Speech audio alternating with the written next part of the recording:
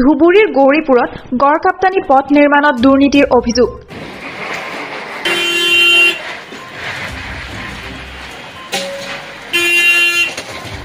জিলা উপায়ুক্তক লিখিত অভিযোগ দাখিল স্থানীয় ৰাইজৰ। ধুবুৰীৰ গৌৰীপুৰ বিধানসভা সমষ্টিৰ টিয়ামাৰী প্ৰথম খণ্ড এলেকাৰ গড়কাপ্তানি পথ নিৰ্মাণৰ ক্ষেত্ৰত বিভাগীয় বিষয়া আৰু ঠিকাদাৰে নিজৰ ইচ্ছামতে চলাই গৈছে নিৰ্মাণ কাৰ্য। অভিযোগ অনুসৰি কিছুদিন পূৰ্বে গৌৰীপুৰ ৰাষ্ট্ৰীয় ঘাইপথ সংলগ্ন এইখন গুৰুত্বপূৰ্ণ পথ নিৰ্মাণ কাৰ্য আৰম্ভ হৈছে।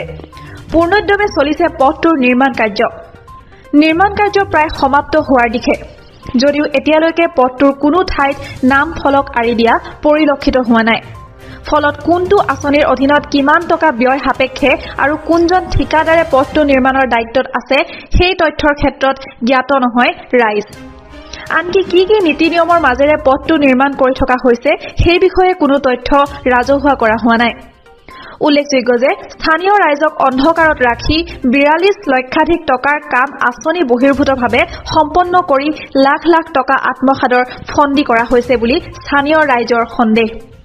এই ক্ষেত্ৰত উচিত তদন্ত মৰ্মে ব্যৱস্থা গ্ৰহণৰ দাবীত ইতিমধ্যে জিলা উপায়ুক্তক এখন লিখিত অভিযোগ দাখিল কৰিছে স্থানীয় ৰাইজে। জানিব পৰা মতে গৌৰীপুৰ সমষ্টিৰ স্থানীয় বিধায়ক নিজানুৰ ৰহমানৰ ভাতৃয়ে উক্ত পথ নিৰ্মাণৰ ঠিকা লাভ কৰিছে। বিধায়ক ভাতৃ হোৱাৰ বাবে আঁচনি বহিৰ্ভূতভাৱে পথ নিৰ্মাণ কৰি আহিছে নেকি বুলি প্ৰশ্ন উত্থাপন হৈছে ৰাইজৰ মাজত। এতিয়া এই ক্ষেত্ৰত জিলা উপায়ুক্তই লিখিত অভিযোগ পোৱাৰ পাছত কি ব্যৱস্থা গ্ৰহণ কৰিব সেয়া লক্ষণীয় বিষয় হৈ পৰিছে। আজি যিটো কাৰণত ৰাখা হৈছে ৰিপৰ্টাৰক মূল সমস্যাটো হৈছে বহল আৰু উচ্চতা একো নাজানে, কিমান আছে কিমান নাই, এইটো সমস্যা। এইটো আৰু নেম প্লেট লগোৱা হোৱা নাই। নেম প্লেটটো আছে ক'ত? নেম প্লেটটো লগাই নাই। ক'ত আছে? কিমান টকাৰ কাম এইটো মই নাজানো। মই যি ৩ টকা জানো সেই ৩ হয় চুক্তি হয়। নেম প্লেট নাজানে, উচ্চতা হাইট নাজানে আৰু বহলো নাজানে, ৰাস্তা কিমান আছে কিমান নাই। এনে মাপ যোগ কৰিছে, মাপ যোগ কৰা নাই। এনে যিটো এতিয়া একুৰেট মাপ লৈছে এই মাপটা কিমান লৈছে তাৰ নাজানো। মানে সেইটো এইফালে গেছ এইফালে লৈছে আৰু এইফালে লৈছে, মানে যিটো মেইন ৰাস্তা যিটো হয় এইটো ৰাস্তা কোনো খবৰে নাই। সেইটো মেইন সমস্যা। ঠিকাদাৰ মই নাজানো, ঠিকাদাৰ কোন হয়? বিধায়কৰ ভাতৃ ভাই হয়। ঠিকাদাৰ ইচ্ছামতে কাম কৰি আছে। কাৰণ ঠিকাদাৰটো ঠিকাদাৰৰ কাম শেষ হ'লে তাৰ সুবিধা হয়। এইটোতো ঠিকাদাৰ সমস্যা নহয়। কেইখন গাঁৱৰ মানুহ বহুত এটা ৩টা পঞ্চায়তলৈকে ইয়াতে ৪-৫টা গ্ৰামৰ মানুহ হয়। এনে ৪-৫টা গ্ৰামৰ মানুহ সদায় যোৱা পানীটো উঠে। পানী যেতিয়া বানপানী তেতিয়াতো কমৰ ১ টকাৰো যায় পানী।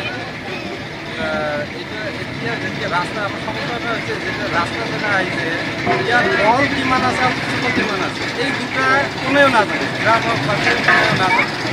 এনে কাম কৰিলে কাম আৰম্ভ কৰিছে, যাৰ কাৰণে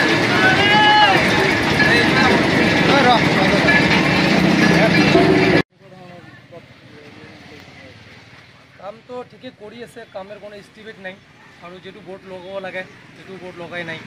মানে কি এস্টিমেট আছে নাই আমি হেৰি জানা নাই। আৰু কিন্তু এখন নেম প্লেট লগোৱা হৈছে। নেম প্লেটখন ক'ত আছে আমাৰ লগত দেখা নাই। ভাঙিব লগা হৈছে যে এইটো মানে পুলিচক মানে কি কৰিব লাগিছিল, হেৰি কৰিব লাগিছিল পুলিচৰ লগত। এইটোতো আমালোকে জানা নাই। আৰু আমালোকে যিটো কৰিছোঁ মাপ মেজাৰটো ঠিক দিয়া নাই আৰু কাম কৰি আছে য'ত যেনেকুৱা আছে এনেকৈ কৰি আছে। মানে যিফালে কাম কৰিছে কোনো JCB মানে আশিক খুন্দা খুন্দি কৰা নাই, এনে কাম কৰি আছে। আৰু মানে মামৰ উচ্চতাৰ মাপ নাই আৰু দীঘলীয়া কোনফালে হ'ব, মানে যিফালে যেনেকুৱা আছে এনেকৈ কৰি আছে। ঠিকাদাৰ এইটো মানে মইতো শুনিছোঁ মানে আলমগঞ্জৰ কিবা নাম আছে, বাবুল MLAৰ ভাই হয় এইটোৱে। নাম কি আছিলে নামটো ময়ো গম পোৱা নাই। কিমান টকাৰ কাম আছে? এনেতো মানে শুনি পাইছোঁ যে 42 লাখৰ কাম হয়। 42 লাখৰ কামটো এনেকুৱা মনে নহয় যে 42 লাখৰ কাম হয়। এনে ৩-৪ দিন মানতে কাম মানে প্ৰায় শেষেই হ'ল। আৰু বাকীখিনি আপুনি চাওক কেনেকৈ কৰি আছে কাম। কামখিনি কেনেকুৱা হৈ আছে যিখিনি হৈছে যিখিনি বেয়াই হৈ আছে আমাৰ ইয়াততো যেতিয়া মানে পানী আহে আমাৰ লগতে নাও চলাব লাগে মাপজোখ কৰিছে নাই মাপজোখ নাই কৰা মাপজোখ কৰে ইহঁতৰ যিবোৰ মানুহ নিজৰ মানুহ আছে সেইবিলাক কৰিছে যিটো নাটমণ্ডল আহিব লাগে এইটো অহা নাই আৰু যিটো কৰিব লাগিছিল হাইট আৰু মাপ ইঞ্জিনিয়াৰ বা টিক মাৰ্ক দিব লাগিছিল যে ইয়াত এনেকুৱা হ'ব ইমান দূৰ ভাঙিব ইমান দূৰ হ'ব এইটো নাই কোনো নাই একো নাই থেংক ইউ ধুবুৰীৰ পৰা ছয়িদুৰ ৰহমানৰ ৰিপৰ্ট অসম টুডে।